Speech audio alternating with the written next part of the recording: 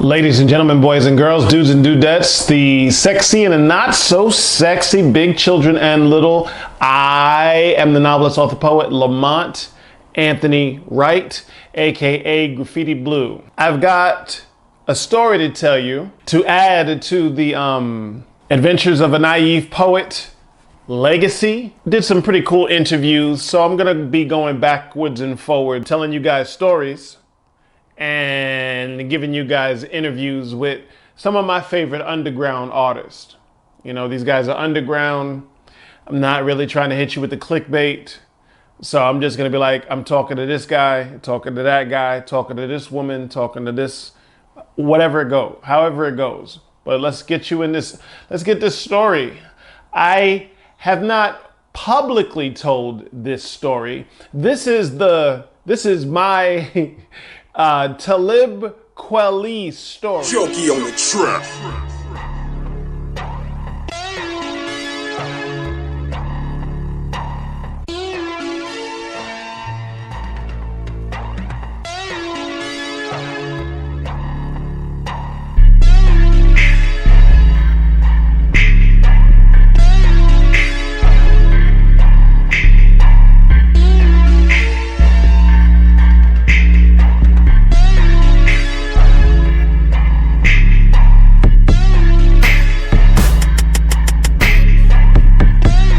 To let you know what's going on with this story, I got to backtrack a little bit, all right?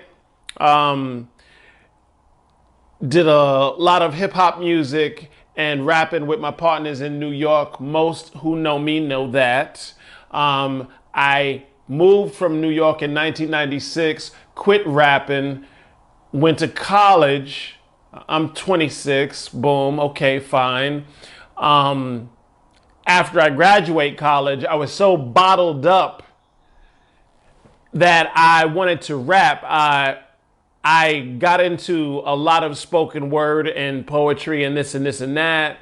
But people like my brother, when I was making like spoken word tracks over music, guys like my brother, God bless his soul, Damien, I see you, and I'll see you at some point.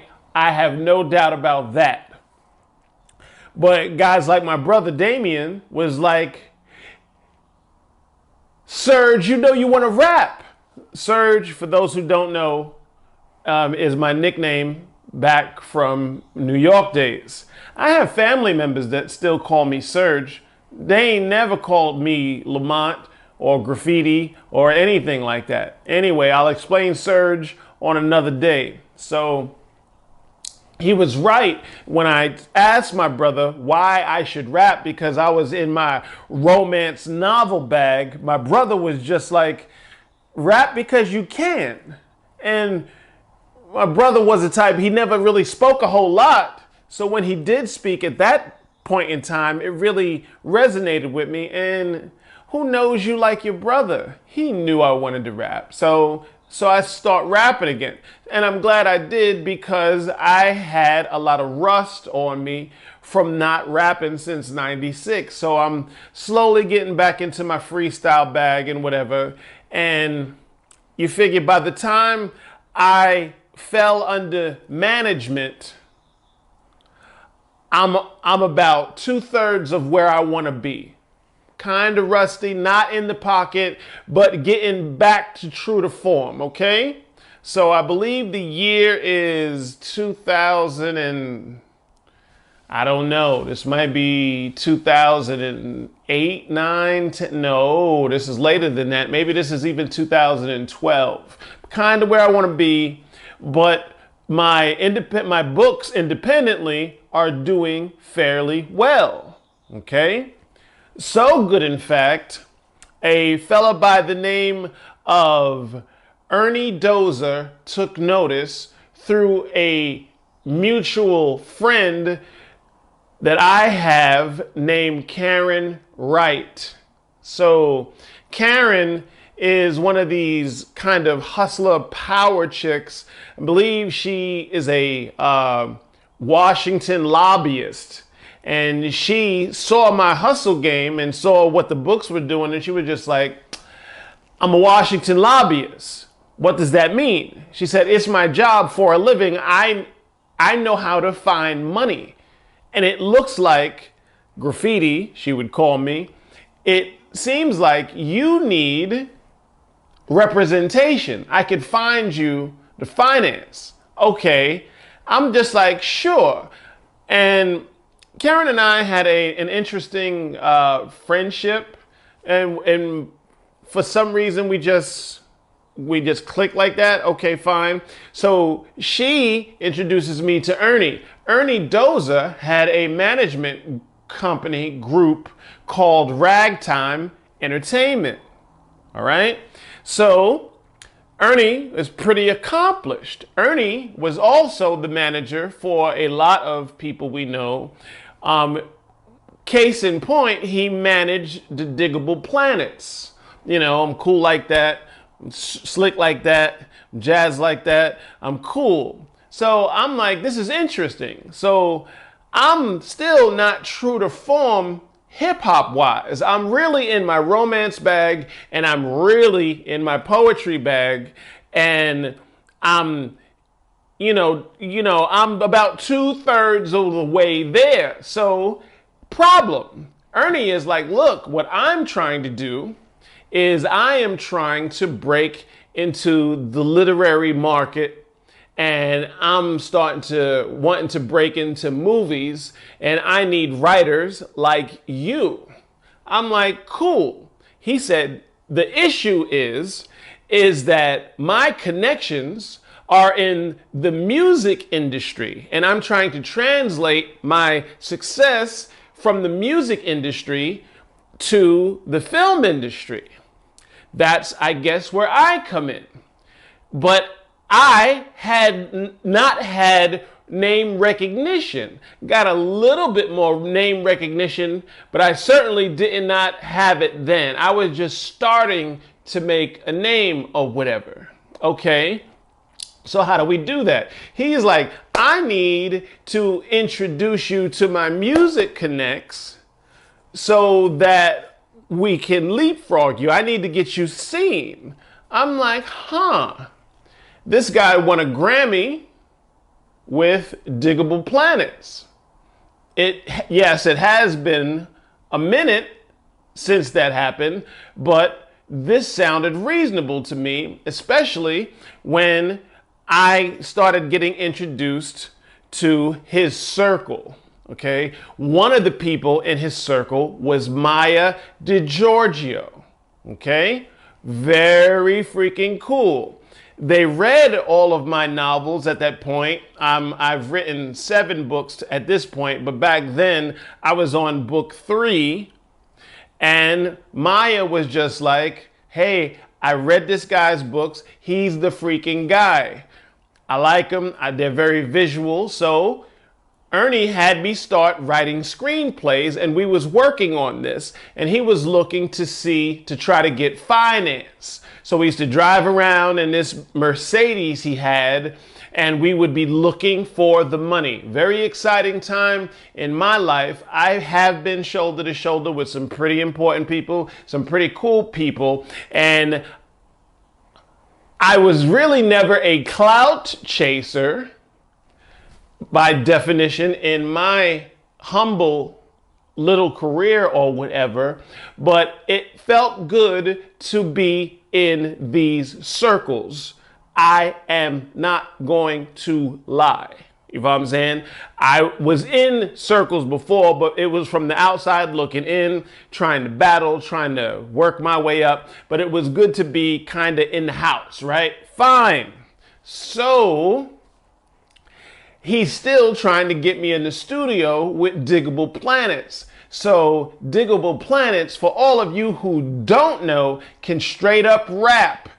Don't let the whole cool like that track fool you. Like, these guys don't get busy and don't spit hot fire. So I'm like, if I'm gonna get in the studio with these guys, I can't sound like I'm rapping from 1993. I gotta be freaking sharp. So fortunately for me, I was in the studio every day. I had access to a studio, and I was in the studio every day for weeks and months, getting back in shape.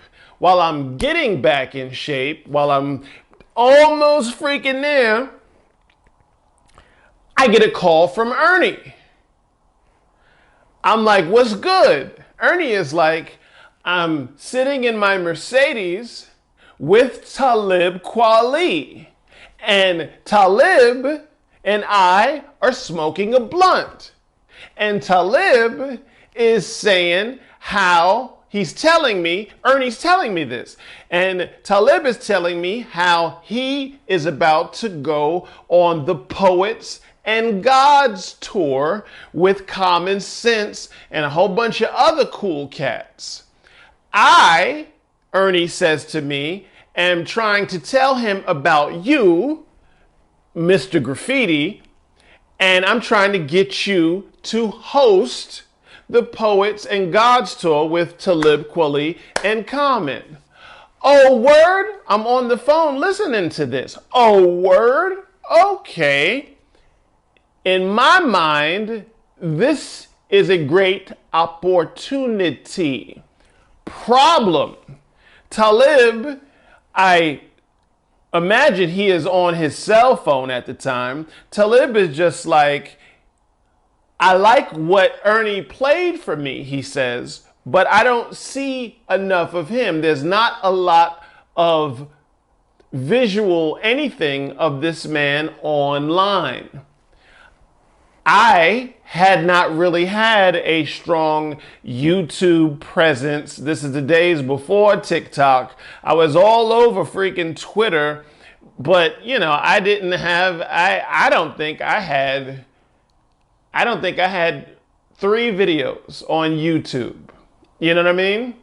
And even though Ernie and Talib Qweli know each other, even though Talib thought about it, even though Talib heard some stuff that I was working on in the studio that I was in every freaking day, and he said your boy was dope, because I did not have enough media presence, because I didn't have a whole lot of visuals, he said, I really have nothing to go on. There's nothing visual for me to see graffiti on, so I did not get to host the tour.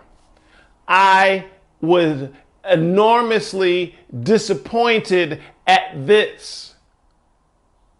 So of course, I pinball, and that is why to this day, I always make these freaking videos. I must have close to 200 videos on the YouTube channel at this point. This very video might be video number 188 or something to that effect. You follow what I'm saying? So I really never looked back. Let's talk naive notions. My naive notion was that when I found out that I would not be hosting this tour, my naive notion was almost like life was fucking over. Like I felt like, I have another story where I had this one shot, and I'll call that part 2. Maybe it's not the Talib Qweli story, but it's actually the Leor Cohen story. But I really felt like, man, this was a hugely missed opportunity. And my naive notion was that you only have one shot, like the Eminem song, you know what I mean? Lose Yourself. Like, you could only have one shot at breaking through the glass, at being successful. And I was certainly naive about that. Flash forward 2022, and so much has happened since the Poets and Gods tour. I actually believe what made me think of this story is I follow Talib on the gram and follow Maya DiGiorgio as well on TikTok. She's freaking hysterical. And thank you, Maya, for liking my books.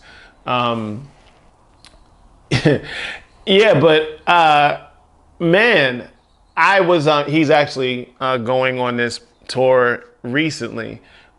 But yeah, I really thought life was freaking over. I was really, really enormously disappointed. But as I look at my position in the game, and I have said this on this podcast many times, I'm not content. I'm looking to push forward. Make no mistake about that. However, I am very comfortable with my position in this game. I have shared many stages with a lot of dope cats, underground and overground. I have been shoulder to shoulder with some of the meanest killers the world has ever seen and held my own. Every now and then, quite often actually, I give some of your favorite rappers, some of your favorite poets, a problem when we're on stage together. It's just the competitive hip hop artist in me. At this juncture, I've got 6 published books, 7 written, and I've done a lot of cool things with a lot of cool people. Getting ready to, by the time you guys have seen this, I will be getting ready to perform with Brooke, the artist of the violin in New York. Hell, while you're watching this, I might be on stage right now in Queens, New York at the Hall of Fame studios. So I said all that to say is that my naive notion, for the sake of the adventures of a naive poet, was that you only have this one shot in life to make it. And if you don't make it during your one shot, then life is over. And that's simply not true. Every day is an opportunity. Every minute you could be doing something a little bit better than you were doing it just a minute ago. Every morning you can be preparing to be having and living your best life. Every night before you go to bed, you can be preparing for the next day, saying to yourself, how can I make my life a little bit easier than it was yesterday? Preparation is everything. We get celebrated in life for what we do in private. And that's all. The Talib Qweli story. Thank you for listening. I'll see you next time.